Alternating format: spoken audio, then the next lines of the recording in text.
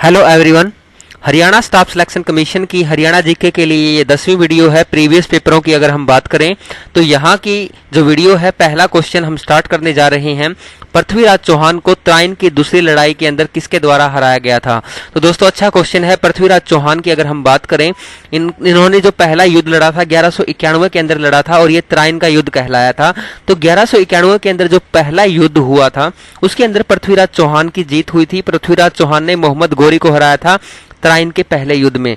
लेकिन दूसरी लड़ाई जो त्राइन की हुई थी, इस दूसरी लड़ाई के अंदर मोहम्मद गोरी ने पृथ्वीराज चौहान को पराजित किया था। अगर आपसे ये पूछा जाए कि जो त्राइन की लड़ाइयां हैं वो दो ही हुई हैं या इसके बाद भी कोई हुई है, तो दोस्तों आप लोगों को बता दें जानकारी के लिए, त्राइन की जो तीसरी लड़ाई भी हुई थी वो हुई थी 1215 ईस्वी के अंदर। और ये किसके बीच में हुई थी दोस्तों? ये गजनी के जो सुल्तान थे यालदोज और दिल्ली के सुल्तान जो थे इल्तुतमिश। तो दिल्ली के सुल्तान इल्तुतमिश के बीच में और यालदोज के बीच में हुई थी, जिसमें से जीत हुई थी इल्तुतमिश की। तो त्राइन की 3 लड़ाइयां हुई हैं। 1191 में पृथ्वीराज चौहान की जीत हुई थी, 1192 के अंदर मोहम्मद गोरी की जीत हुई और 1192 और 92 के बाद जो लड़ाई हुई अगली हुई वो 1215 के अंदर हुई त्राइन की, और इसके अंदर इल्तुतमिश की जीत हुई। उसके बाद नेक्स्ट क्वेश्चन की अगर हम बात करें, नेक्स्ट क्वेश्चन है हमारा 1927 के अंदर जो बाबर है मेवाड़ के राजा राणा सांगा को कौन से युद्ध में हराया? तो बाबर ने जो है लगभग जितनी भी लड़ाइयां लड़ी थी सभी के अंदर बाबर की जीत हुई थी। अगर हम बात करें 1526 की, तो 1526 के अंदर जो लड़ाई हुई थी, 1526 की लड़ाई के अंदर बाबर ने क्या किया था? मेवाड़ के राजा राणा सांगा को हराया था। अब 1526 के बाद यहाँ पे 1927 लिखा हुआ है जो मिस प्रिंट है, ठीक है। यहाँ पे 1527 होना चाहिए था, ये क्वेश्चन के अंदर मिस प्रिंट हो गया है, तो 1527 आएगा यहाँ पे। 1527 में बाबर ने मेवाड़ के राजा को जो खानवा का युद्ध था उसके अंदर हराया था, ठीक है। तो कहीं आप सोच जाओ 1927 ये तो कल की बातें हैं, 1927 की तो है ना, तो 1927 ही मिस प्रिंट है भाई, ठीक है। आगे देखना दोस्तों, क्वेश्चन नंबर 3, हरियाणा 100% ग्रामीण विद्युतीकरण प्राप्त करने वाला देश का पहला राज्य है, यानी कि भारत का पहला वो राज्य है जिसने हरियाणा के सभी हरियाणा के सभी गांवों के अंदर क्या किया था? बिजली पहुंचाने का काम किया था। वो मेरा हरियाणा है दोस्तों, ठीक है। अगर हम बात करें बाबू मूलचंद जैन को, जिसको हरियाणा का गांधी कहा जाता है, तो ये बाबू मूलचंद जैन जी हैं जिनको हरियाणा का गांधी कहा जाता है। अगर बात की जाए हरियाणा का लौह पुरुष किसे कहा जाता है, तो हरियाणा का लौह पुरुष कहा जाता है चौधरी बंसीलाल जी को। पंजाब केसरी किसे कहा जाता है? पंजाब केसरी लाला लाजपत राय जी को कहा जाता है। अब एक छोटा सा क्वेश्चन आप लोगों के लिए बच जाता है, शेर ए हरियाणा किसे कहा जाता है? बड़ा ही अच्छा क्वेश्चन है दोस्तों, बार बार एग्जाम के अंदर देखा गया है ये क्वेश्चन, शेर ए हरियाणा, शेर ए हरियाणा। तो आप लोगों को जल्दी से कमेंट में जवाब टाइप कर देना है। अगर आप लोगों की तैयारी थोड़ी बहुत अच्छी है तो आप मुझे जल्दी से आप लोगों का कमेंट का इंतजार रहेगा मुझे इस वीडियो के अंदर, और 11वीं जो वीडियो बनेगी उसके अंदर इस बच्चे का नाम भी अनाउंस किया जाएगा जिसने इस कमेंट के अंदर उस क्वेश्चन का आंसर दिया होगा, ठीक है। नेक्स्ट की अगर हम बात करें, क्वेश्चन नंबर 5, अप्रैल मई 2019 के चुनाव के अंदर आम आदमी पार्टी ने हरियाणा में खालिस्तान के साथ अपने गठबंधन को मजबूत किया है। तो अप्रैल मई 2019 के अंदर जो आम आदमी पार्टी थी, इन्होंने जननायक जनता पार्टी, ठीक है, जननायक जनता पार्टी के साथ क्या किया था? गठबंधन मजबूत किया था, ठीक है। अगर हम बात करें क्वेश्चन नंबर 6 की, चौधरी चरण सिंह हरियाणा कृषि विश्वविद्यालय जिले में है, तो चौधरी चरण सिंह जो हरियाणा कृषि विश्वविद्यालय है, यानी कि HAU की बातें हो रही है, हिसार के अंदर है मेरे भाइयों, हिसार के अंदर। नेक्स्ट क्वेश्चन की बात करें, क्वेश्चन नंबर 7 है, 2019 के अंदर जो लोकसभा के अंदर चुनाव हुए थे उसमें से हरियाणा का मुख्य निर्वाचन अधिकारी कौन था? तो 2019 के अंदर जो हमारे मुख्य निर्वाचन अधिकारी थे वो कौन थे? हमारे श्री राजीव रंजन जी, ठीक है, श्री राजीव रंजन जी, याद रखना है आप लोगों ने। तो श्री राजीव रंजन जी तो जो थे अपने लोकसभा चुनाव के अंदर मुख्य आपके निर्वाचन अधिकारी थे। अगर आपसे आज के दिन पूछ लिया जाए, आज के दिन आपसे पूछा जाए भाई मुख्य चुनाव आयुक्त कौन है? मुख्य चुनाव आयुक्त, ये मुख्य निर्वाचन अधिकारी हैं लेकिन मुख्य चुनाव आयुक्त कौन है? भारत के मुख्य चुनाव आयुक्त, ठीक है, चीफ इलेक्शन ऑफिसर पूछा जाए तो ये क्वेश्चन अभी करंट का क्वेश्चन बनता है, तो ये है सुशील चंद्रा, सुशील चंद्रा हैं। और अगर आपसे ये भी पूछा जाए ये कौन से क्रम के हैं, पहले दूसरे कौन से क्रम के हैं, तो ये 24वें हैं आपके मुख्य चुनाव आयुक्त सुशील चंद्रा जी। तो ये क्वेश्चन भी आपसे पूछा जा सकता है भाई, बड़ा इंपॉर्टेंट क्वेश्चन है। क्वेश्चन नंबर 8 की हम बात करेंगे यहाँ पे। नेक्स्ट क्वेश्चन है, हरियाणा में बॉक्सिंग के अंदर जो मौजूद युवा विश्व चैंपियन है वो कौन है?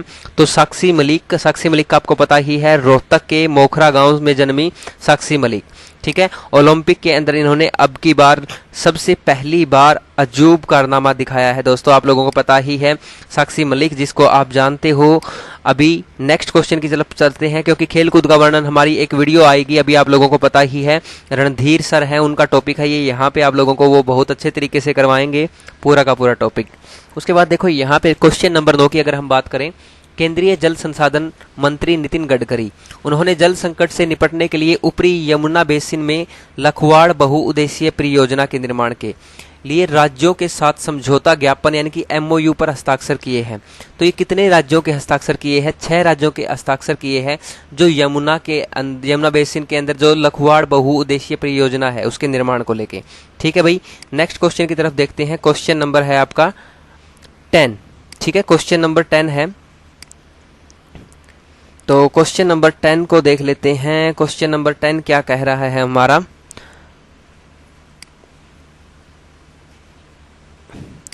केंद्रीय प्रदूषण नियंत्रण बोर्ड CPCB ने हरियाणा राज्य प्रदूषण नियंत्रण बोर्ड को यमुनानगर और खालिस्तान में औद्योगिक इकाइयों की पहचान करने और तुरंत बंद करने का आदेश दिया है, जो यमुना नदी को प्रदूषित कर रहे हैं और जल रोकथाम और नियंत्रण के तहत निर्धारित मानदंडों का पालन नहीं कर रहे हैं।